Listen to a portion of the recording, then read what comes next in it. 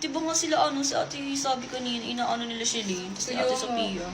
Ano masasabi mo dun? Grabe, di ba? Kala ko naman content lang, hindi pala. Oo. Kahit respect man lang, di ba? Tapos pagdating ni Shelly, talagang sinusungitan niya talaga si ate Sinisigawan niyo Sabi. pa.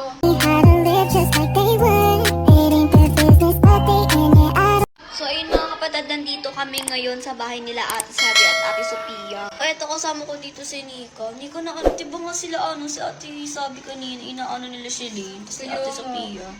Ano masasabi mo dun? Grabe, di ba? Kala ko naman content lang, hindi pala. Oo. Kahit respect man lang, di ba? Tapos pagdating ni Shelly, talagang sinusungitan niya talaga si ate Sinisigawan niyo Sabi. pa. Sinisigawan pa niya, tapos binabato niya ng unan talaga.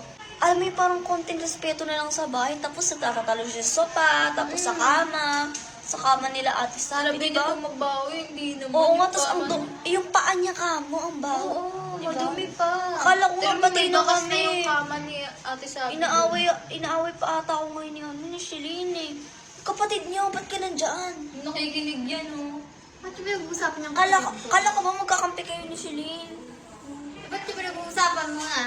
Ngayon magkakaaway kami nila Shelly kasi ngayon inaaway niyo si Ate Sabi. So ngayon, kakampi muna kami kay Ate Sabi, awayin muna kayo. Pero ang ganda talaga na Sabi. Ang ganda naman sabi si Ate Sabi. Kasi team Sabi ka talaga eh. Ikaw kasi, nagpauto ka kay Shelly eh. Ito ka sa kapatid mo talaga eh. Oo, naman si Ate Sabi nung nag-walk out sa punta Nalakan kasi ako eh. Oo, kanina guys, abangan niyo yung vlog namin kasi nag-walk out sa Ate Sabi talaga. So, punta natin sa Ate Sabi, tanongin natin siya kung okay lang siya. Nandito si Ate Sabi, parang ang lungkot-lungkot niya dito. Ay, Ate Sabi, okay ka lang po kasi Shelly kanina parang inaano-ano yung luto ko kanina, di daw masarap. Oo, kaya tinapon ko na lang yung spaghetti. Masarap na may luto mo, ganun lang talaga Shelly, Ate Sabi.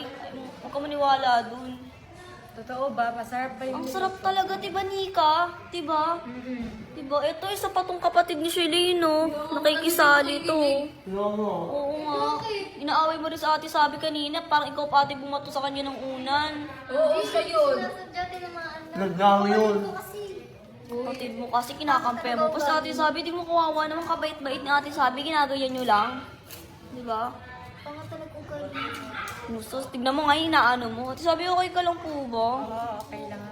Diba ang pait pa rin ng Ate Sabi kahit ginaganon-ganon na siya. So ayun mga kapatid, abangan nyo na lang yung vlog namin kung paano anuhin ni Shelly si Ate Sabi. Ano ba? Kung paano anuhin ni Ate Sophia tapos ni Shelly si Ate Sabi kanina. Grabe, kawawa talaga. No? Ay, grabe. Ano ba? Grabe talaga kawawa sa Ate Sabi kanina. Ang ganda talaga ng bahay nila dito, guys. Ang ganda mo talaga.